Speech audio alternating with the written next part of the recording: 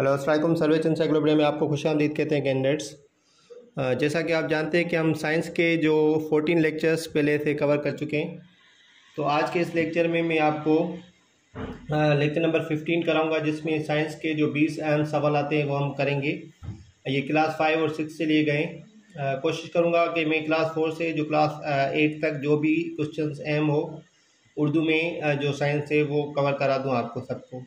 ये सारे जो भी क्वेश्चंस हैं 20 वो क्लास वाइज तो इम्पॉर्टेंट है ही, लेकिन अभी जो वैक्सीनेटर की टेस्ट आई है उनके लिए भी बहुत इंपॉर्टेंट है। ठीक है, तो जो क्लास 5 और 6 के स्टूडेंट्स हैं या क्लास 4, 5, 6, 8 के, उनके लिए भी इम्पॉर्टेंट है और किसी भी टेस्ट की तैयारी के हवाले से भी इम्पॉर्टेंट है। तो चलते हैं सवालात की तरफ। तो आज के इस लेक्चर में मैंने 20 सवाल उठाए जो कि इम्पॉर्टेंट है। ठीक है, लास्ट में आपसे एक क्वेश्चन पूछा जाएगा जिसका आंसर आपको मुझे कमेंट करके बताना है। तो सबसे पहला जो आज का क्वेश्चन है, देखें कौन सा है। किबला की समत किससे मालूम की जाती है? ठीक है, तो डायरेक्शन किससे मालूम होती है? उस इंस्ट्रूमेंट का नाम हमें इसमें बताना है कि कौन सी डायरेक्शन में मालूम होती है।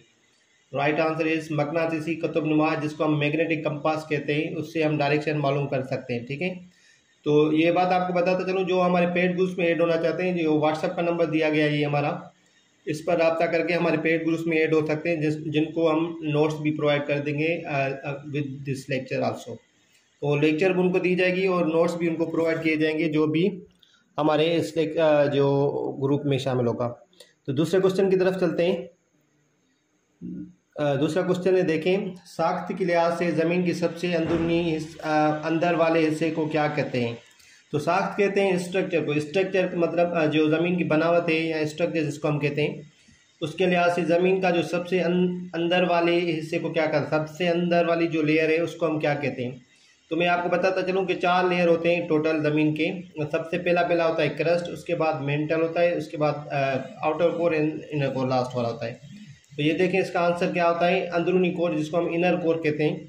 तो ये लास्ट वाला पार्ट होता है या सबसे अंदर वाला पार्ट होता है। ठीक है, तो क्वेश्चन नंबर 3 की तरफ चलते हैं।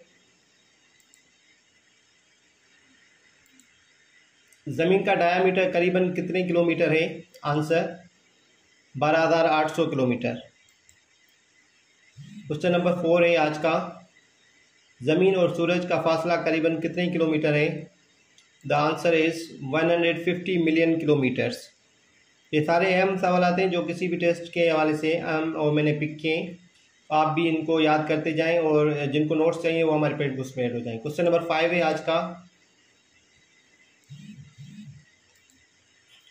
जमीन का वो हिस्सा जिस पर हम रहते हैं, तो जब जमीन के जिस हिस्से पर हम रहते हैं उसको हम क्या कहते हैं? उसको कहते हैं क्रस्ट। तो मैंने बताया कि 4 लेयर होती है। सबसे पहली जो लेयर होती है वो क्रस्ट होती है, CRUST इंग्लिश में हम कहते हैं। उसके बाद मेंटल होती है, उसके बाद होती है आउटर कोर, उसके बाद इनर कोर होती है। तो क्वेश्चन नंबर 6 है आज का, हजम के लिहाज से ज़मीन का सबसे बड़ा हिस्सा। देखें, ये जो लफ्ज़ है हजम, इसको इंग्लिश में हम बोलते हैं वॉल्यूम। वॉल्यूम के लिहाज से ज़मीन का सबसे जो बड़ा हिस्सा वो कौन सा है? मतलब जो लेयर है वो कौन सी, मेंटल है, क्रस्ट है या कोर है? तो सबसे ज़्यादा जो बड़ा हिस्सा होगा वो मेंटल होगा। ठीक है, क्वेश्चन नंबर 7 है आज का, ज़मीन का अंदरूनी ज़मीन के अंदर अंदरूनी कोर ज़मीन के हजम का कुल हिस्सा है, तो उसकी कितनी % मतलब है ज़मीन का जो अंदरूनी कोर है? तो वो 16% जो है वो ज़मीन के कोर में वो है, वेट है। उसके बाद है क्वेश्चन नंबर 8, ज़मीन का कितने फीसद हिस्सा पानी पर मुश्तमिल है? तो ज़मीन का कितना फीसद जो हिस्सा है वो पानी पर मुश्तमिल है? तो ये बहुत सारे टेस्ट में रिपीट होता है ये क्वेश्चन। तो ऑलमोस्ट 70 या 71% जो होता है वो ज़मीन का हिस्सा जो होता है वो पानी पर मुश्तमिल है, बाकी जो है वो लैंड है। इसके बाद क्वेश्चन नंबर 9 है आज का, ताज़ा पानी जो इंसानी आबादी को मिलता है उसकी मिकदार कुल पानी के मिकदार का करीबन कितना है? तो टोटल जो पानी है हमारी ज़मीन पर उसका कितना फीसद पानी मिकदार पीने के काबिल है? ठीक है, तो उसको जो हम कहते हैं वो होता है 1% पानी पीने के काबिल होता है। उसके बाद क्वेश्चन नंबर 10 है। क्वेश्चन नंबर 10 में देखें क्या है, रेती मट्टी मुफीद है शीशा बनाने के लिए। ठीक है, जो रेती मिट्टी होती है वो शीशा बनाने के लिए मुफीद होती है। क्वेश्चन नंबर 11 इज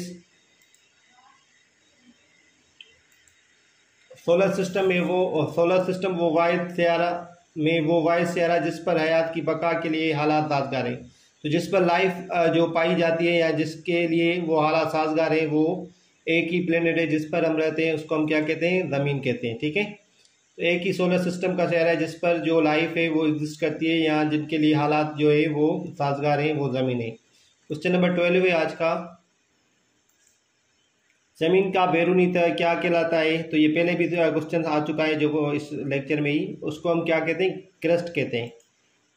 क्रस्ट ये वो हिस्सा है जिस पर हम रहते हैं, तो मैंने ये आपको पहले बता दिया। तो बाहर वाला हिस्सा क्रस्ट का कहलाता है, उसके बाद जो आता है वो मेंटल होता है, उसके बाद आता है आउटर कोर, उसके बाद आता है इनर कोर। तो 4 हिस्से ये लेयर्स होती हैं ज़मीन की। इसके बाद क्वेश्चन नंबर 13 है आज का, किबले की समझ किससे मालूम की जाती है? ये रिपीट हुआ है क्वेश्चन, तो इसको सेम है आंसर, मकनातीसी कुतुब नुमा जिसको हम मैग्नेटिक कंपास कहते हैं। क्वेश्चन नंबर 14 है, ज़मीन का मरकजी हिस्सा कौन सा है? तो मरकजी जो इनर मतलब सेंट्रल हिस्सा कोर होता है ज़मीन का। ठीक है, क्वेश्चन नंबर 15 है आज का, कोर को मजीद कितने हिस्सों में तकसीम किया गया है? तो कोर को मजीद 2 हिस्सों में तकसीम किया गया है जिसको हम अंदरूनी कोर या बैरूनी कोर हम कहते हैं। अंदरूनी मतलब इनर कोर और बैरूनी मतलब आउटर कोर। इसके बाद 16 है, मिट्टी की किस्में कौन सी है? मिट्टी की किस्में जो है वो देखें, रेत है, सिलेट है और चिकनी मिट्टी है। सैंड, सिलेट एंड क्ले जिसको हम चीकी मिट्टी थी। ठीक है, इसके बाद देखें, पौधों की नशोनुमा के लिए कौन सी मिट्टी बेहतर है?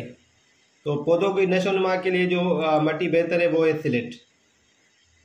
क्वेश्चन नंबर 18, मिट्टी में मौजूद कीड़े मकोड़े और दीगर हशरात क्या किरदार है? तो आंसर है मिट्टी को नरम और हवादार बनाते हैं। क्वेश्चन नंबर 19 है आज के इस लेक्चर का,